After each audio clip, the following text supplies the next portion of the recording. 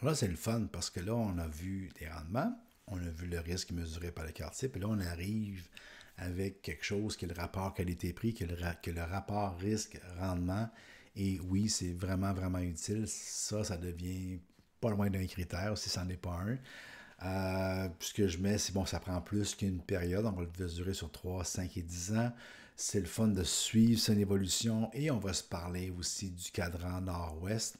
Donc, on regarde nos 6 fonds sur 3 ans.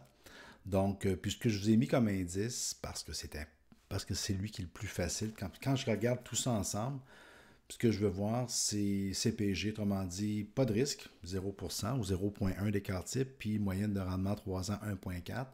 Donc, ce qu'on veut, c'est de faire mieux qu'un CPG.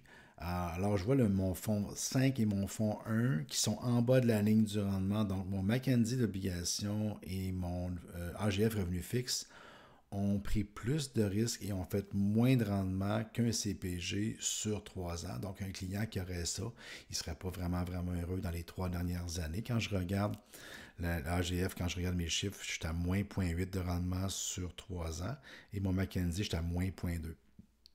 Pas agréable. Mon meilleur fonds, le plus en haut à droite, c'est mon fonds 3, mon dynamique équilibré blue chip. Lui, il m'a pris plus de risques. Oui, je suis à droite, je suis à 8,4 d'écart type, mais j'ai un rendement de 5,7. Ça, c'est mon 3 ans. Comme je dis, il faut faire sur plusieurs périodes. Je refais le même graphique, les mêmes fonds, mais juste, je pense 5 ans au lieu de 3 ans. Déjà, je suis un petit peu mieux. Mon fonds 1 et mon fonds 5, je ne suis pas impressionné. AGF et Mackenzie, voyez-vous, je suis plus à droite au niveau de l'écart type, donc j'ai pris du risque. Je suis à peine au-dessus au niveau du rendement. Encore une fois, dans les derniers 5 ans, si j'avais un client qui était investi dans ces deux fonds-là, il aurait vu les variations, mais il n'aurait pas été très heureux au niveau des rendements. Par contre, quand je regarde au niveau du fonds numéro 4, en haut, le fidélité grande cap, oui, il m'a fait prendre du risque. Je suis à 6,3 d'écart type 5 ans. Mais il m'a fait faire un rendement de 10 par année, donc on voit ici. Et on a un peu une histoire, comme on dit, si tu veux faire du rendement, il faut que tu prennes du risque. Fait qu'on se rend compte que plus on s'en va à droite, plus on monte en haut, parce que plus on prend du risque, donc on a un quartier plus élevé, on a un rendement plus élevé. Pas toujours le cas. Quand je regarde mon fonds numéro 3, qui est mon dynamique, il a pris plus de risques, mais il a fait moins de rendement. Donc, le gagnant de ce graphique-là serait le fonds numéro 4. Ouais, mais il faut être capable d'accepter le niveau de risque qui est là. On continue sur une troisième séquence de temps. Là, ici, je suis sur 10 ans et là, j'ai quelque chose qui se rapproche. Voyez-vous que le temps, 3 ans, 5 ans, c'est court terme, il y a toutes sortes de choses qui bougent.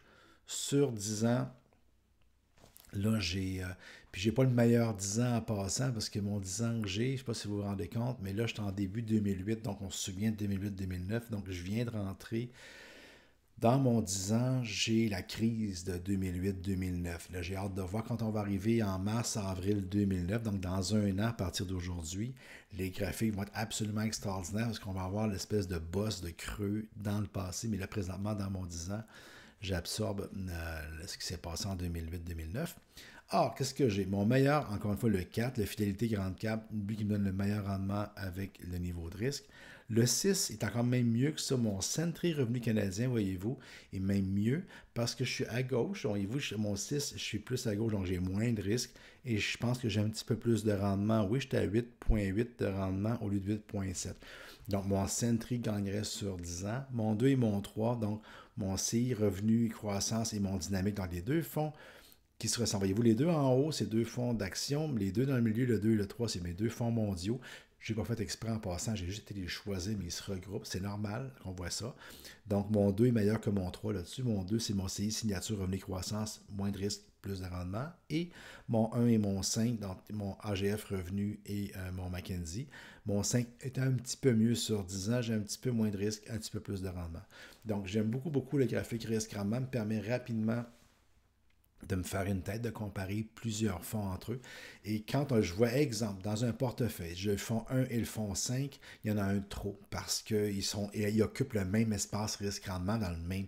Donc, j'en choisirai un des deux. Le 2 et le 3, il y en a un de trop parce qu'ils occupent quasiment le même espace et la même chose pour le 6 et le 4.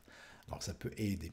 Maintenant, on va aller creuser plus loin un petit peu dans des comparaisons de fonds, parce qu'avec le laboratoire Morningstar, ici, ce que j'ai fait, c'est que j'ai pris mon AGF revenu fixe avec mon McKinsey, j'ai laissé faire tout le reste, et j'ai mis en arrière-plan les revenus fixes canadiens. Donc, tout ce qui est en grisé et la médiane que je vois, c'est une médiane des fonds de revenus fixes canadiens, et on se rend compte que mon fonds AGF ou mon fonds McKinsey, les deux sont des rendements inférieurs à leur moyenne respectivement, puis à peu près dans le même genre de rendement. Donc, je n'ai pas pris des fonds qui sont, qui sont des stars. Il y aurait moyen, je ne peux pas cliquer parce que c'est une acétate, mais il y aurait moyen de voir d'autres fonds. Quand on clique, on pourrait voir c'est quoi les fonds qui vont mieux un petit peu. Ceux qui sont autour, peut-être pas lui complètement à droite, mais ceux qui sont en haut complètement pourraient être pas mal plus intéressants. Ici, ce que j'ai fait, j'ai mon fidélité et mon Sentry. Donc, les autres sont comparés, à la moyenne des fonds d'action majorité canadienne. Et ce que vous avez, voyez-vous, les deux fonds, et ou la fidélité et ou le Sentry, dans ce cas ici, sont des fonds nord qui sont dans le nord-ouest. Les deux sont en haut de la médiane de rendement et les deux sont à l'ouest, donc à gauche de la médiane de risque. Donc, c'est deux fonds qui sont dans le cadran nord-ouest, ce qu'on aime bien.